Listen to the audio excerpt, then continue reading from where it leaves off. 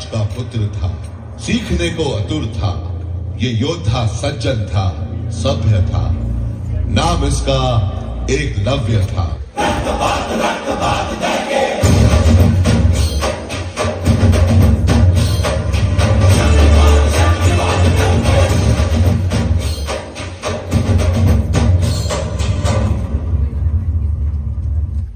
आज तुम सबके लिए एक नया जीवन आरंभ हो रहा। विद्या प्राप्ति से बढ़कर जीवन में अन्य किसी वस्तु का अधिक महत्व नहीं होता। आज यह तय होगा कि आने वाले वर्षों में तुम सब क्या सीखोगे और कितनी विद्या प्राप्त करोगे। सामने वृक्ष की शाखा पर लकड़ी का बना पक्षी रखा है, उसकी आंख को भेदना है। युधिष्ठिर, तुम सबसे ज्येष्ठ हो, इसलिए तुम पहले सामने आओ।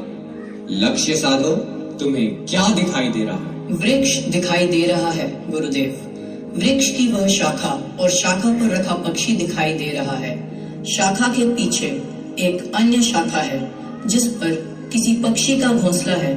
तीर चलाते समय मुझे यह ध्यान रखना होगा कि वह घोंसला ना गिरे, और अगर पक्षी के साथ वह शाखा भी गिर जाए तो नीचे चींटियों का टीला है, वह टूट सकता है।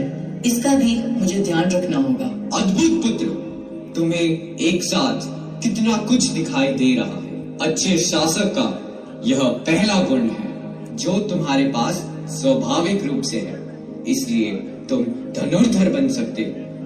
धनुष नीचे रखो और अपने स्थान पर लौट जाओ। दुर्योधन, तुम सामने आओ। लक्ष्य साधो, तुम्हें क्या दिखाई दे रहा है? मुझे केवल पक्षी और वृक्ष की शाखा दिखाई दे रही है गुरुदेव। पक्षी को गिराऊं या शाखा को? शाखा पर रखे पक्षी की आंख को इस प्रकार साधो कि पक्षी शाखा से नीचे ना गिरे। यह कैसे संभव है गुरुदेव? जब प्रहार होता है तो परिणाम भी होगा। जब तक परिणाम पर नियंत्रण ना हो और परिणाम की मात्रा पर अंकुश ना हो, योद्धा प्रहार नहीं करता। धनुष नीचे रखो और अपने स्थान पर लौट जाओ।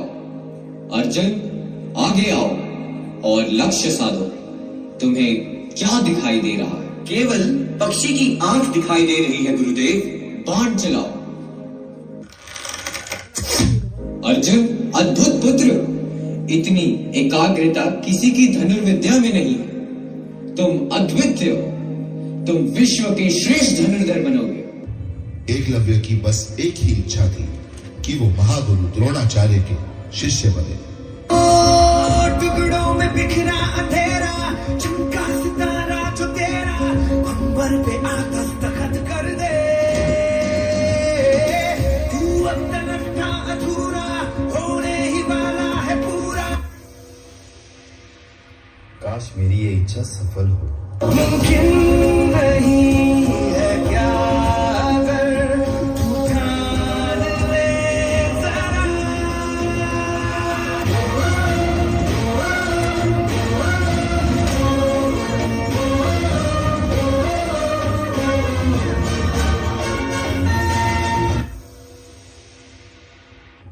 प्रणाम गुरुवर, मैं आपका परम भक्त। मैं इच्छा रखता हूं कि मैं आपसे धनुर्विद्या सीखूं।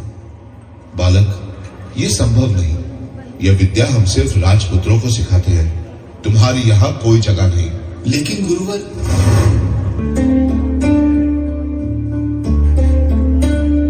क्या कभी अंबर से सूर्य बिछड़ता है?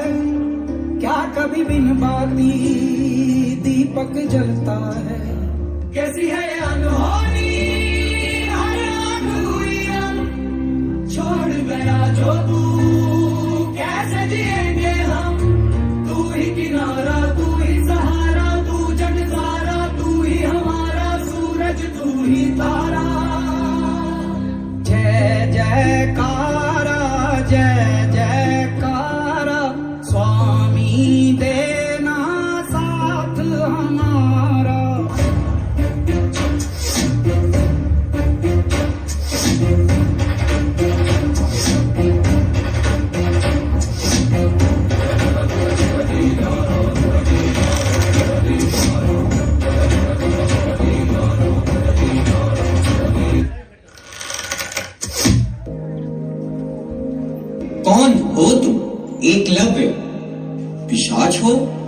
साधु और कहां से आए हो?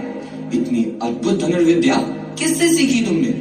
उन्हीं से जिनसे आप सीख रहे हो राजा। गुरु द्रोण से? असत्य! मैंने तो तुम्हें अपना शिष्य स्वीकार नहीं किया है। बालक, कौन हो तुम? मैं मगध के वनराज निषाद का पुत्र हूँ। मैं दिन भर छुप कर आपके वचन सुनता हूँ और रात्रि में इसका अभ्यास करता हूँ आपकी इस मूर्ति के सामने। यह कैसे संभव है? कोई भी अपनी साधारण विद्या को मेरा दान कहकर मेरा अपमान नहीं कर सकता। मुझे अपना गुरु बनाने से पूर्व विद्या प्राप्ति की योग्यता सिद्ध करनी पड़ती है। गुरुदेव, आज तक मैंने आपके आशीर्वाद से जो कुछ भी प्राप्त किया है उससे मेरी योग्यता सिद्ध हो जाएगी। क्या प्राप्त किया है तुमने?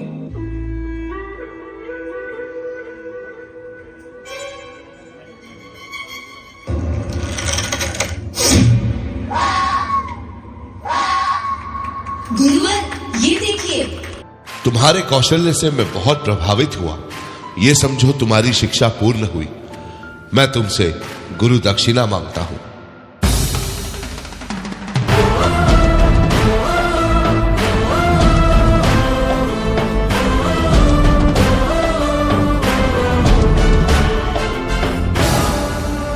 गुरु दक्षिणा में मुझे तुम्हारे दाहिने हाथ का अंगूठा चाहिए।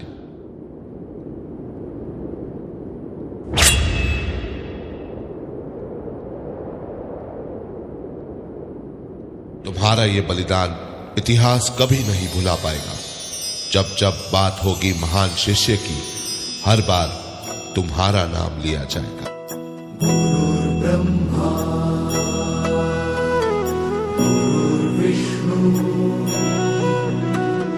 गुरु